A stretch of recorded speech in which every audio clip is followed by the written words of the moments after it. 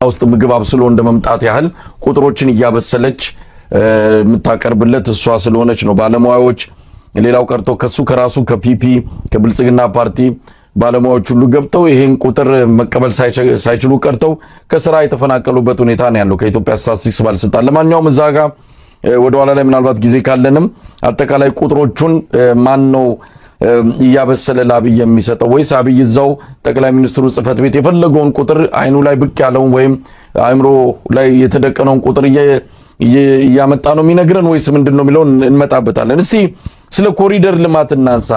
አብይ አህመድ ታምራዊ እድገት ነው ሚራክል ነው የመጣው ሲል እንደው በሱ ጫማ ውስጥ ሆነን በብልጽግና ደሴት ነዋሪዎች ጫማ ውስጥ ሆነን ምንድነው እስቲ እንደው ልባችን ተደፍኖ ከሆነ አይናችን አልገለጥ ብሎ ከሆነ እንደው እስቲ እንግለጥና ምክንያቱም መከራ ይመጣል ካልገለጣችሁና ካላያችሁ ካልመሰከራችሁ ኢትዮጵያ ላይ ማአት ነው የሚመጣው ብሎ አስፈራርቷል። ስለዚህ ገልጠን እንመልከት ብለን ስናይ የሚነግሩን ነገር ኮሪደር ልማት ነው መናፈሻ ነው። እስቲ ስለ ኮሪደር ልማት እንደው ከኢኮኖሚ አንፃር እርሶ እንዴት ነው የሚረዱት? አብይ አህመድ ኮሪደር ልማትን ነው እንዳንድ ስኬት እያነሳ ያለው።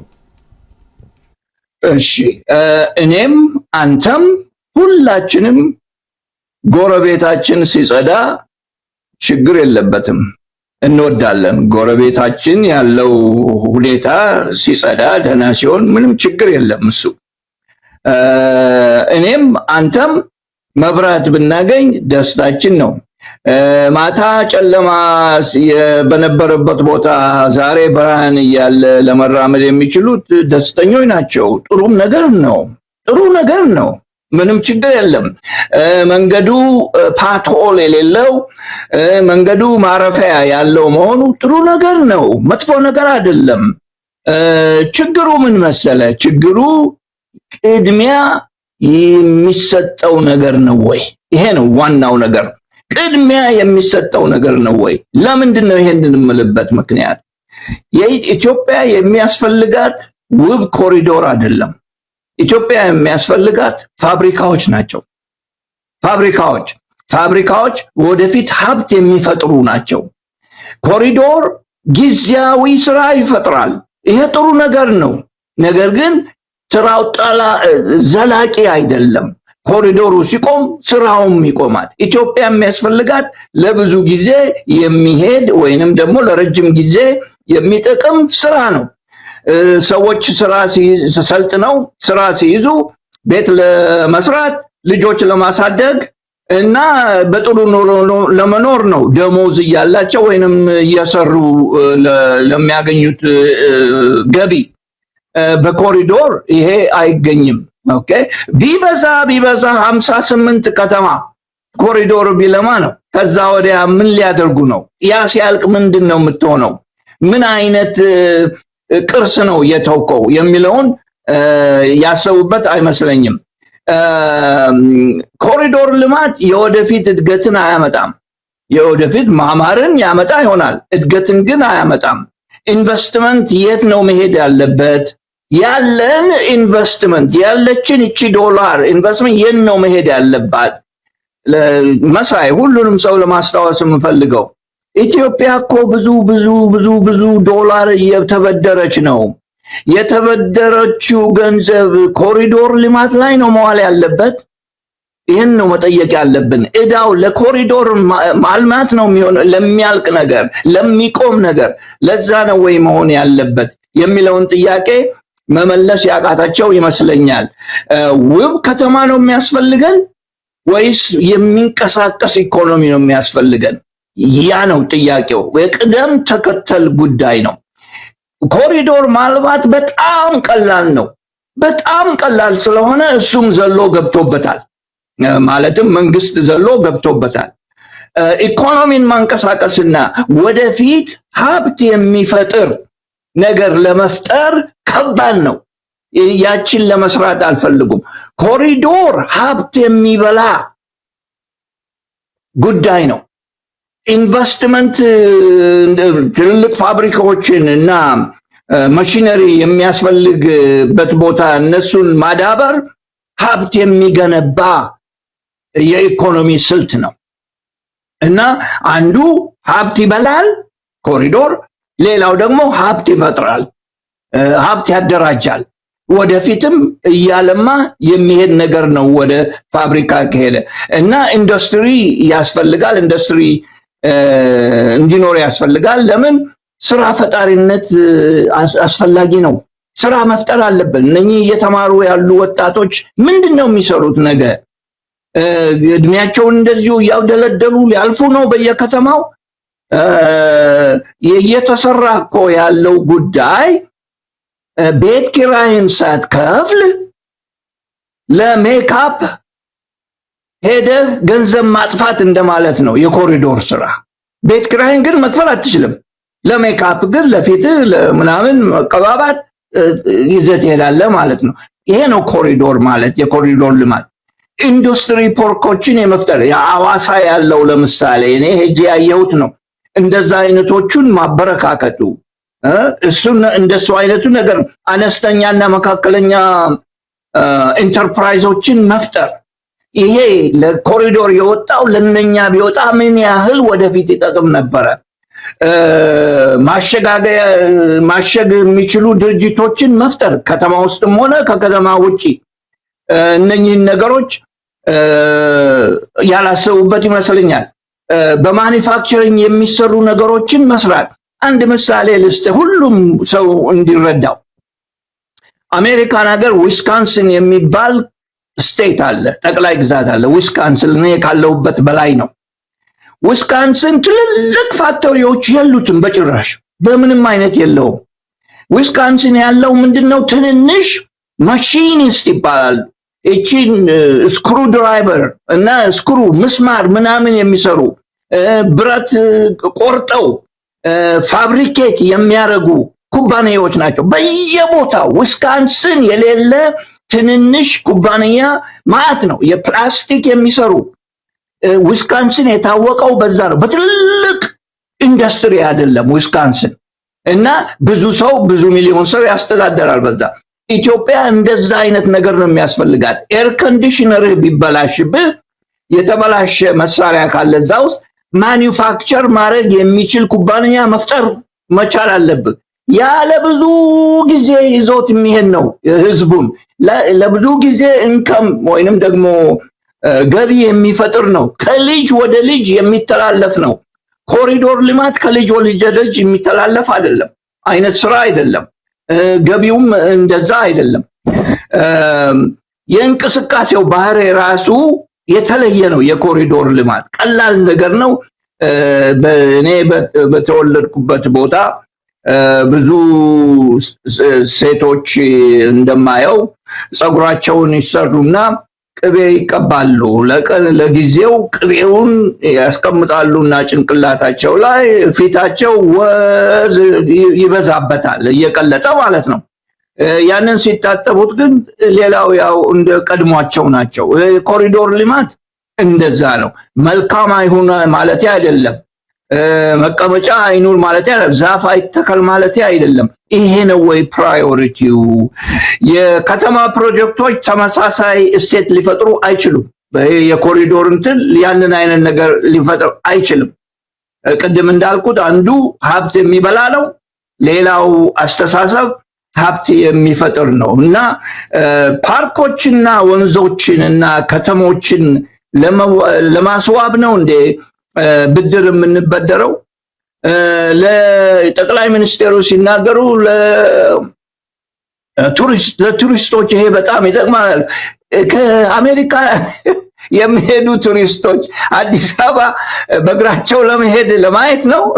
አዲስ አበባ ጥሩ ፓርክ አለ እና ጥሩ ፓርክ እዛ ተቀምጬ ልዝናና ብለው ነው ከአሜሪካ ወይ ከረሽያ የሚሄዱት። የቱሪዝምን የሚመጣውን ገቢ በቱሪዝም ላይ ማዳበር፣ እዛ ማዳበር።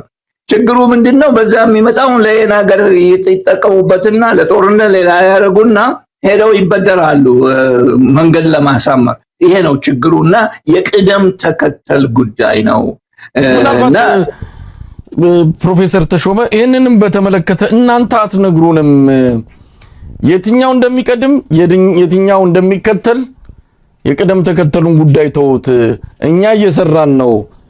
ሰርታችሁ አሳዩን ብሎ ምንድነው የነፈታተሽ አይነት ትከሻ የመለካካት አይነት መንግስትና ይህንን ጥያቄ የምናቀርብ ዜጎችን በኩል አይን ፋይናንሱን የሚያንቀሳቅስ ባንክና ታንኩን የተቆጣጠረ ኃይል ኃላፊነት ያለበት መንግስት ታች ወርዶ እንፎካከር ይዋጣልን አይነት የሚመስል ጥሪ አቅርበዋልና አንዳንድ ጊዜ ስለ መንግስት ጽንሰ ሐሳብም ግንዛቤው እንደሌለው እንዲህ አይነት ነገርን ሲያቀርብ እንግዲህ ስራ ተቆጥሮ የተሰጠው ሰው ነው ይሄን አድርግ ነው ከምንም በላይ የአንድ መንግስት ኃላፊነት የሀገሩ ህዝብ ሰላምና ጸጥታ ደህንነቱን ማስከበር ነው ሌሎቹ ሌላ ጊዜ ይደርሳሉ ሰው ወጥቶ በሰላም ይገባ ከሆነ ልማቱም ይመጣል እዛ ውስጥ አንተ ምን ትሰራለህ መጀመሪያ የዜጎችን ሰላምና ደህንነት አስከብር ሲባል እኔ የሰፈር ሚሊሻ አይደለሁም የሚል መልስ ነው የሚሰጠው ስለዚህ የመንግስትነት ጽንሰ ሐሳብም ገና አልገባውም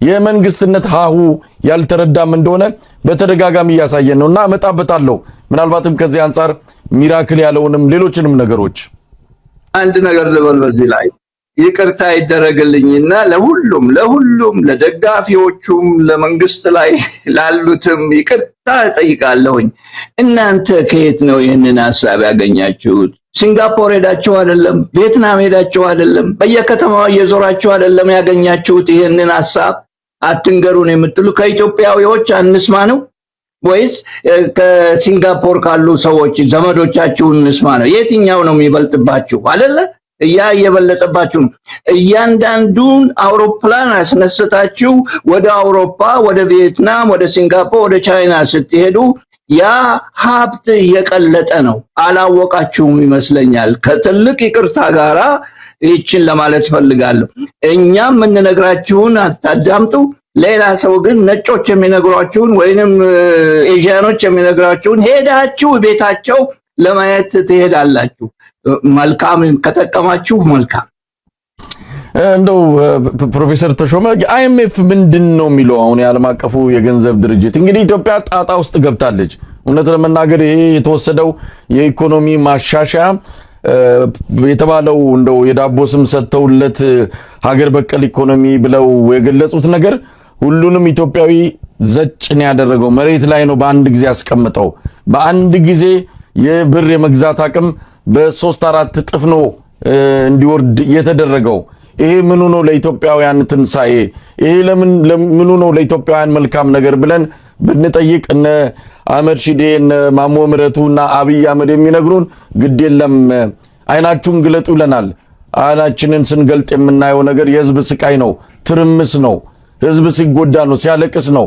ድሮ ገበሬው ነበረ ራበኝ የሚለው አሁን ሐኪሙ ቤትም ብራብ ገባ በአብይ አህመድ ዘመን ሐኪሙ ቤት ነው ራብ የገባው ስለዚህ አይናችንን ገልጠን ብናፈጥ ምናየው ነገር አጣን አይኤምኤፍ ምንድነው የሚለው ምንድነው ይሄንን ክትትል ያደረገ ነው ለመሆኑ ወይስ ሌላም ያልተረዳነው ነገር አለ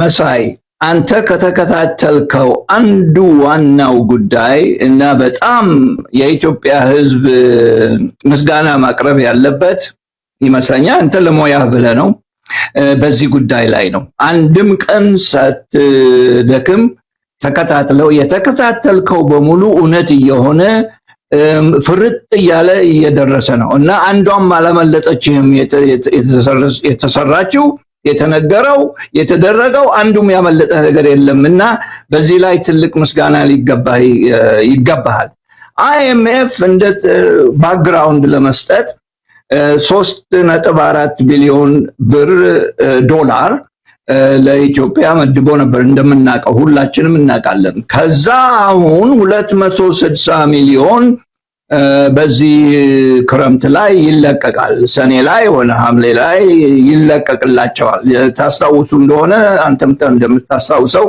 በየጊዜው ነው ይሄንን የሚለቁት አንደኛ ከዛ በፊት የነበረው የተቀመጠ ኮንዲሽን ፉልፊልድ ሆኗል ወይንም ደግሞ ተደርሶበታል ወይ አለበለዚያም ደግሞ ሁሉንም ገንዘብ በአንድ ጊዜ አንሰጣችሁም ብለው በየጊዜው ነው የሚሰጡት እና አሁን 260 ሚሊዮን ዶላር እንሰጣለን ብለዋል አይኤምኤፍ እውነቱን ለመናገርና ሁሉንም ነገር ጠረጴዛ ላይ ለማስቀመጥ አይኤምኤፍ ያመሰገነው ነገር አለ አሁን በሰጠው ባጭር ሪፖርት ላይ አንደኛ የዋጋ ግሽበት መቀነሱን አስተውለናል ብለዋል። መቀነሱም ሲሉ የእድገቱን ቅነሳ ነው። የእድገቱን ቅነሳ በ10 ያድግ የነበረው በ5 ብቻ ነው የሚያድገው እንደማለት ያህል ነው። የእድገቱን ቅነሳ ማለታቸው ነው። ሁለተኛ እየጨመረ ነው፣ ግን እየጨመረ ነው። ፍጥነቱ እየጨመረ እንጂ እድገቱ ግን አልቆመም። ግልቢያው ነው ትንሽ ዘጋ ያለው። ፈረስ ሲጋልብ በፈጣን ይጋልባል ወይንም ደግሞ ቀስ ብሎ ይጋልባል ግን ቀስ ብሎ ነው እንደማለት ያህል ነው። ሁለተኛ ኤክስፖርት አድጓል፣ ማደጉን አስተውለናል አሉ። ኤክስፖርት ያደገበት ምክንያት እኛ ስንመረምረው ወርቅ ኤክስፖርት በመደረጉ ነው። ብዙ ወርቅ ኤክስፖርት እየተደረገ ነው አሁን ኢትዮጵያ ውስጥ እና አንዱ ምክንያት እሱ ነው። ሌላው ቫልዩ አድድ ወይንም ደግሞ እሴት የጨመረ የኢትዮጵያ ፋክተሪ የኢትዮጵያ ኢንዱስትሪ ይህን ያህል ለምልሞ ኤክስፖርት ያደረገው ዕቃ አይደለም። ሶስተኛ ኢንተርናሽናል ሪዘርቫችሁ ከፍ ብሏል። ወደ 3 ቢሊዮን ይመስለኛል 3 ቢሊዮን ዶላር ድረስ ደርሷል። እሱም የሆነበት ምክንያት ወርቅ እየሰበሰቡ ስለሚያስቀምጡ ነው። ታስታውስ እንደሆነ አንድ ጊዜ ታሪክ ሲነገር ቤተ መንግስት ገብተው የነበረ ወርቅ ሁሉ ሰብስበው ወደ ናሽናል ባንክ አስገብተውታል የሚል ወሬ ነበር። የዛን ጊዜ እኔስ እንዲሁ ሳወራ በዚሁ ፕሮግራማችን ላይ ምናልባትም ያችን እንደዛ ለመቁጠር እንደ ሪዘርቭ ለመቁጠር ነው ብዬ ነበር እና እነኚህ ሁሉ እዛ ገብተዋል እና ሪዘርቭ ትንሽ ከፍ ብለዋል። የ3 ቢሊዮን ሪዘርቭ ለኢትዮጵያ ለ6 ወርም አይበቃትም። በ6 ወር ለ7 ወር ቢበቃ ነው። ኦኬ ግን ዜሮ የነበረው አሁን 3 ቢሊዮን ሆኗል። ይሄ ጥሩ ነገር ነው። እነኚህ ጥሩ ነገሮች ናቸው። አይኤምኤፍ ደግሞ ይሄንን ሪፖርት ሲሰጥ ያስጠነቀቀው ነገር አለ። መሳይ ያስጠነቀቀው ስል ቃላቱን በቀላል አይደለም የምጠቀምበት። እነኚህ ሰዎች ሲጽፉ እኔ እንደሚገባኝ እኔ እንደምረዳው ሲጽፉ በትንሽ ነገር ወርወር ያረጉና ኋላ መተው አስጠንቅቀንህ ነበር ነው የሚሉት። እና ምንድነው ያስጠነቀቁት? አንደኛ የማክሮ ኢኮኖሚ መዛባትን ማስተካከል አሁንም አልተቻለም ብለዋል። በጽሁፍ አስቀምጠዋል። አሁንም አልተቻለም። ሁለተኛ የውስጥ ዕዳን ዘላቂነት ወደ ነበረበት መመለስ አልተቻለም። ይሄንን መቻል አለባችሁ። ይሄ አልተቻለም፣ አልተደረገም። ከእንግዲህ ወዲያ ብዙ አትበደሩ እንደማለት ነው። ኦኬ። ሶስተኛ ከፍተኛ ምርት ላለው የግል ዘርፉ እድገት መሰረት አላስቀመጣችሁም። ኢኮኖሚው ለግል ዘርፉ መሰረት አላስቀመጠም ብሏል። የእድገቱ ያለው እድገት ቢኖር እድገት በመንግስት ላይ የተመራ መንግስት በሚያጠፋው መንግስት በሚያደርገው ነገር ላይ የተመራ እንጂ በግል ንብረቶች በግል ድርጅቶች ላይ ያለ የተመሰረተ አይደለም ነው። ይሄ በጣም አስጊ ነው። ምን ማለት ነው? ይሄ በሌላ ትርጉም ለጦርነት የምታጠፉት ነገር ነው የበለጠ እያደገ ሄደው ማለታቸው ነው። እዚህ እነሱ ዲፕሎማቶች ናቸው። በዲፕሎማቲክ ቋንቋ ነው የሚጽፉት ሲጽፉ እና በእነኚህ ነገሮች ላይ አጠንቀቁ። ሁለት ሌላ ተጨማሪ በጣም አስጊ ነገሮች ብለዋል። አሁንም አንደኛ ከሁለቱ አንዱ በኢትዮጵያ ኢኮኖሚ ውስጥ ያለው መዋቅራዊ ስንጥቅ አሁንም አልተፈታም፣ አልታረመም ብለዋል። ኦኬ መዋቅራዊ ችግር አለበት የኢትዮጵያ ኢኮኖሚ። እኛ ስርዓታዊ ችግር የምንለው ነው። ስርዓታዊ ችግር የምንለው ነው እና ያስ ካልተፈታ ድረስ ይሄ ኢኮኖሚ አሁንም እያዘቀዘቀ ነው የሚሄደው። ከኔ ስሙት፣ እኔ ጠንቋይ አይደለሁም። ነገር ግን የኢትዮጵያ ብር ዋጋው የበለጠ እየቀነሰ ነው የሚሄደው። የበለጠ እየቀነሰ ነው የሚሄደው። አይቆምም። ይሄን ለመናገር እፈልጋለሁ ለአድማጮች። ሁለተኛው ትልቁ ያየሁት ነጥብ የውጭ ምንዛሬን ማግኘት አሁንም ለንግድ ድርጅቶችና ለባለ ሀብቶች እና ለአስፈላጊ ምርት ከውጭ ለሚያመጡ አሁንም አልተገኘም። ከባድ ነው። የት ነው የሚሄደው? ይሄ ምን እየተደረገበት ነው? ገባ የተባለው ዶላር የት ምን ለምን እየዋለ ነው? ጊዜ ልውሰድና 1-2 ደቂቃ። ይሄ በጣም ትልቅ ነጥብ ስለሆነ ኢትዮጵያ ጥሩ ነገር ነው። የካፒታል ማርኬት እያዳበር ነው እየሰራን ነው ብለው ብዙ ጊዜ ተናግረዋል፣ ጀምረዋል።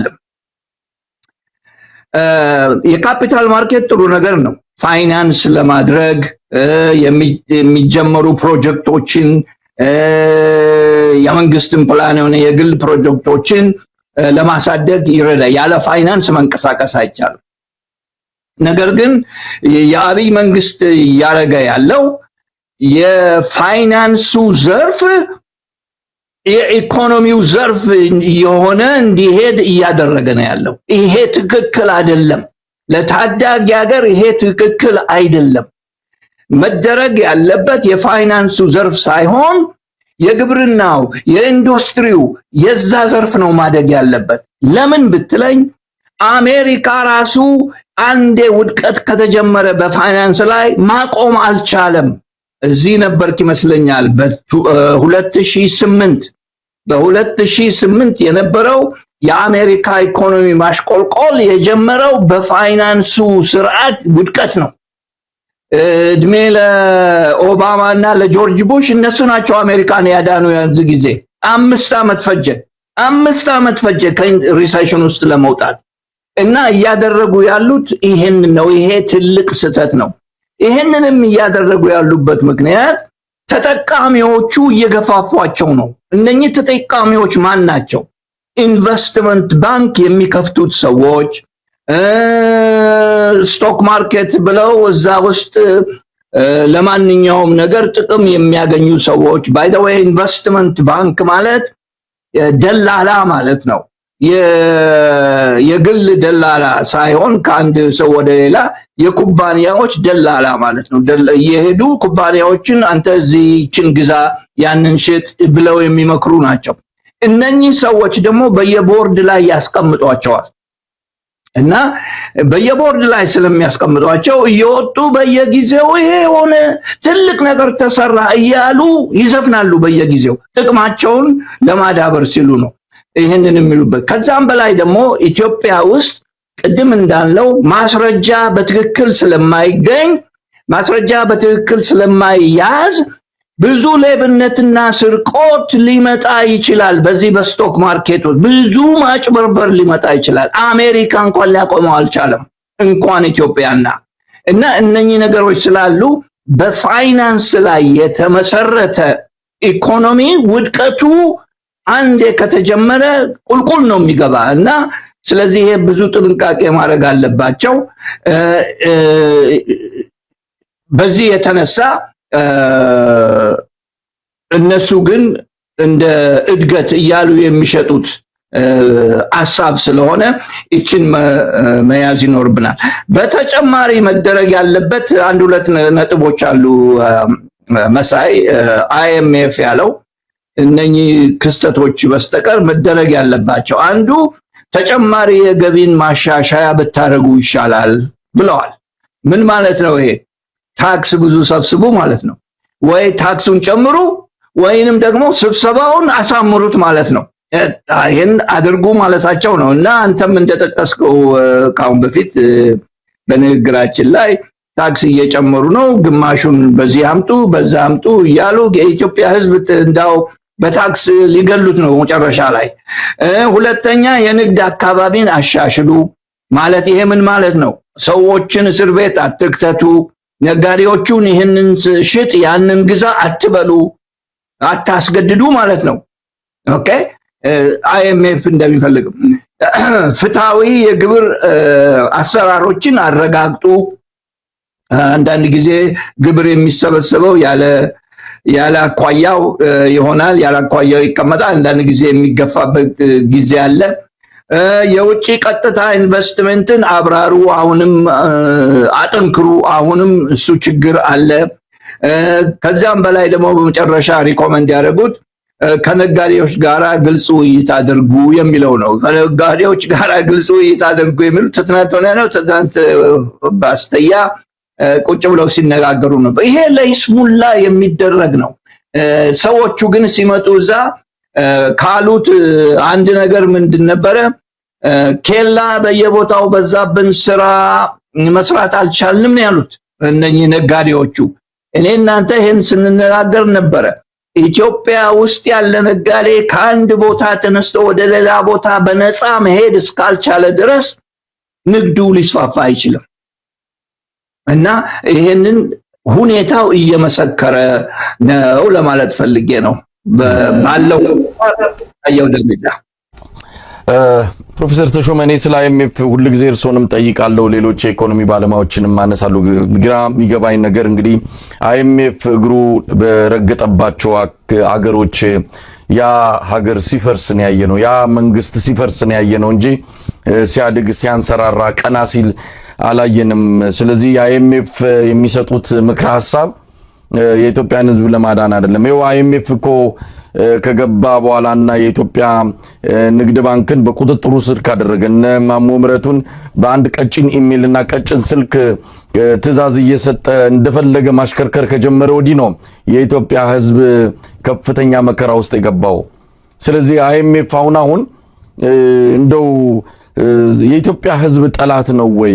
የኢትዮጵያ ሕዝብ እንዲቆረቁዝ ይፈልጋል ወይ? አብይ አህመድ ስልጣኑን ለማስቀጠል የትኛውንም እርምጃ እንደሚወስድ ምንም ጥርጥር የለውም። ኢትዮጵያ ገደል ገብታ እሱ መትረፍ የሚያስችለው ድል ካለ ይጠቀማል። ይሄ ሁላችንም ምናልባትም ከሊቅ እስከ ደቂቅ አሁን የደረስንበት ድምዳሜ ነው። ሰውየው እንጥፍጣፊ የሀገር ፍቅር ስሜት ስለ ትውልድ የሚያስብ አይደለም።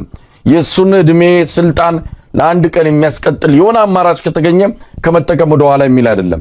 አይኤምኤፍ ያንን እድል ሰጠው። ይኸው እያየን ነው። የዶላር የምንዛሪ መጠኑ አሁን 138 ብር ገብቷል በህጋዊ መንገድ። በጥቁር ገበያ እስከ 170 ብር እየተሸጠ ነው። በቅርቡ እንደምንሰማው ከሆነ በህጋዊ መንገድም 200 ብር ይገባል እየተባለ ነው። አብይ ምንም ይህንን ከማድረግ ወደ ኋላ የሚል አይደለምና ስለ አይኤምኤፍ ስናስብ እንዴት እናስብ? ይህንን ተቋም እንዴት እንረዳው? ጸረ ኢትዮጵያ ነው፣ የጸረ የኢትዮጵያ ህዝብ ነው እንበለው፣ ጸረ ህዝብ ነው እንበለው፣ ምንድን ነው የፈለገው? ስላልገባን ነው። ምናልባት እንደኔ ላሉ ብዙ እንዲህ አይነት መሰል ጥያቄዎች ለሚያነሱ በፊትም ተናግረውት ከሆነ ዛሬ እንዲደግሙት እድሉን ልስጠውት። በጣም አመሰግናለሁ። ጥሩ ጥያቄ ነው። ፈንዳሜንታል ጥያቄ ነው። ከዛም በላይ ደግሞ ብዙዎች ምሁራኖች ሊመልሱትና ሲያጤኑት የከረሙት ጥያቄ ነው። በእኛ ብቻ ሳይሆን በኢትዮጵያ ብቻ ሳይሆን ከአርጀንቲና ጀምሮ በየሄዱበት ቦታ በሙሉ ችግር ይፈጠራል። ችግሩ የሚፈጠረው የአይኤምኤፍ ሞዴል ፕላን አንድ ነው፣ አይለወጥም። ከአንድ ሀገር አንስተው ብቻ ሌላ ሀገር የሚያደርጉት ነው። ያችን ግን ከዛ ከሀገሩ ሁኔታ ጋር የተገናኘች አይደለችም። ከሀገሩ ሁኔታና የሀገሩ ውስጥ ነባራዊ ሁኔታ ጋር ሊጣጣም የማይችል ነው እና ስለዚህ ነው ብዙ ጊዜ የማይሰራው። የአይኤምኤፍ ችግር ፈጣሪነቱ በዚህ የተነሳ ነው። ሁለተኛ አይኤምኤፍ አንድ ጊዜ ብድር ካበደረ ኮንትሮል ነው የሚያደርገው። ኮንትሮል ማለት ምንድነው? የምታጠፋውን፣ የምታወጣውን፣ የምታገባውን ይከታተላል። አሁን አንተ በጥሩ አድርገህ ከኔ የበለጠ በጥሩ አድርገህ አስቀምጠዋል። የገንዘብ ሚኒስቴሩን፣ የባንኩን ገዢ፣ የኮመርሻል ባንኩን እነኝህን በሙሉ የሚያዙት እነሱ ናቸው። በተለይ ናሽናል ባንኩን የሚያዘው አይኤምኤፍ ባልደረቦች ናቸው። ምክንያቱም ብዙ ገንዘብ ስላፈሰሱ ያችን ገንዘብ መመለስ አለባቸው፣ ማግኘት አለባቸው። እንዴት ነው የሚያገኙት ያችን ገንዘብ? ያችን ገንዘብ ደግሞ እነሱ በሚፈልጉት መንገድ ኢኮኖሚው ሄዶ ለመመለስ እንዲችል ነው። ከዚያም በላይ የመጀመሪያው ነገር አይኤምኤፍ ሲመጣ የሚያደርገው ነገር ምንድነው? ዲቫልዩ ገንዘብህን፣ ያንተን ገንዘብ ዋጋውን መቀነስ ነው። ለምንድነው ይሄ የሚሆነው? ውጭ አበዳሪዎቹ ለአይኤምኤፍ ገንዘብ የሚሰጡ ሰዎች ካንተ ጋር የሚፈልጉት ዕቃ አላቸው። ያንን ዕቃ በርክራሽ ለመግዛት ነው። ሞስትሊ እነኚህ እቃዎች ምንድናቸው? ሮ ማቴሪያልስ ናቸው፣ ወይንም ደግሞ ምን ልበላቸው ሮ ማቴሪያልስ አስፈላጊ የሆኑ እቃዎች፣ ጥሬ እቃ ማለት ነው። ጥሬ እቃዎች ናቸው። ጥሬ እቃዎች ለመግዛት እና ያንተ ከረንሲ ወይንም ያንተ ገንዘብ እየወደቀ ሲሄድ እነሱ ያንን ጥሬ እቃ ግበስብሰው ለመውሰድ ችሎታ አላቸው። አንዱ ፕላን ይሄ ነው። አንዱ ዋናው ነገር ይሄ ነው። ሁለተኛው በስርዓቱ የአይኤምኤፍ ስርዓት የተቀመጠው ብድር በማበደር ብድሩ ደግሞ ሲሄድ የሚቀመጡ ኮንዲሽንስ አሉ ወይንም ደግሞ መስፈርቶች አሉ ያንን እንዲያሟላ።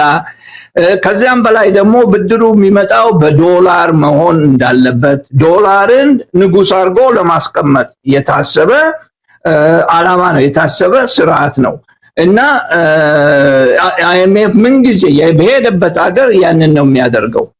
ናው አይኤምኤፍ ይህን ለምን ያደርጋል?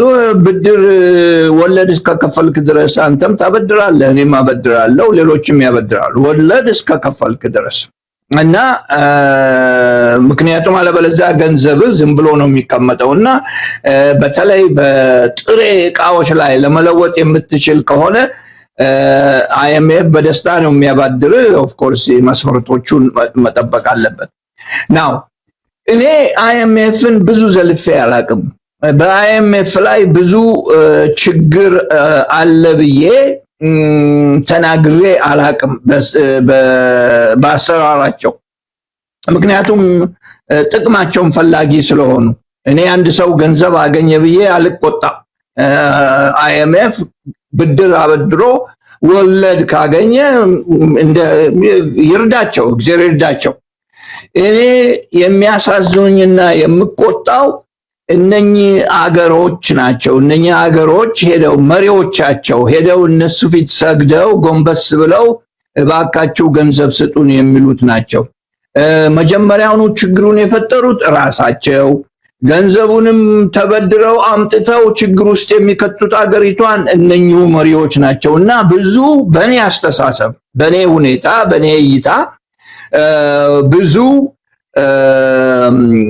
ብሌም ወይንም ደግሞ ብዙ ክስ መቅረብ ያለበት በመሪዎቹ ላይ ነው። እነኚህን ሀገሮች በሚመሩት መሪዎች ላይ ነው እና ከስርዓቱ ባለው ስርዓት በዛ ላይ ነው ክስ ማቅረብ ያለብን፣ በአይኤምኤፍ ላይ ሳይሆን። እኔ ቤቴን መጀመሪያ ስገዛ አሁን አይደለም ገና በልጅነት በወጣትነት ስገዛ ባንክ ሄጄ ተበድሬ ነው እና ባንክ ብድር ባይሰጠኝ ኖሮ ብዙ ጊዜ ይፈጅብኝ ነበር ማለት ነው እና ባንክ ከሰጠኝ በኋላ ቤቴን ከሰራው በኋላ ከዛ በኋላ በሄድኩበት ቦታ ሁሉ ሸጬ ሌላ መግዛት ነው እና ያንን ባንክ ለምን አበደርክ ብዬ አልቆጣም። ምክንያቱም አድቫንቴጅ ስለሰጠ ለጊዜው። በአገር መልክ ስናየው ግን ማለት ያለብን ወይንም ደግሞ ብዙ ቁጣ ማስፈር ያለብን እነኚህ አገሮች ተበድረው ለኮሪዶር ልማት ሳይውሉት ነው መቆጣት ያለብን፣ መበሳጨት ያለብን። ለፓርክ፣ ለመዝናኛ፣ ጫካ ለመፍጠር ይህንን ገንዘብ ሲያውሉት ነው። ወደፊት ሌላ ሀብት የሚያፈራ ነገር ላይ አለማዋላቸው ነው። ይሄ የሚያስቆጣ ነው። ቁጣውን መውደቅ ያለበት መድረስ ያለበት ለመሪዎች ነው ለማለት ፈልጌ ነው። እንደው ፕሮፌሰር ተሾመ ብዙ ነገር ማንሳት ፈልጊያለሁ። ያው የሰዓቱም ነገር እንደው የሚያወላዳ ስላልሆነብኝ ነው።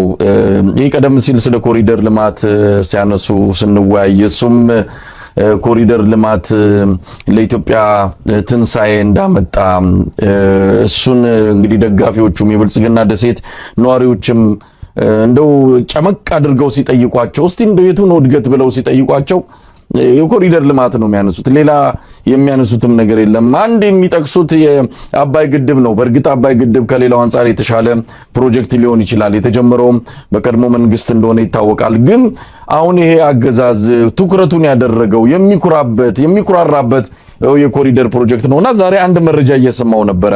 ምናልባት መረጃው ዞብል የተሰኘ በሀገር ውስጥ የሚሰራጭ ሚዲያ ያጠናቀረው ዜና ነው። ከአብይ አህመድ ከሰራቸው የመናፈሻ ፕሮጀክቶች እነዚህ ሎጆች አንዱ የሆነው የሃላላ ኬላ ሎጅ ነው።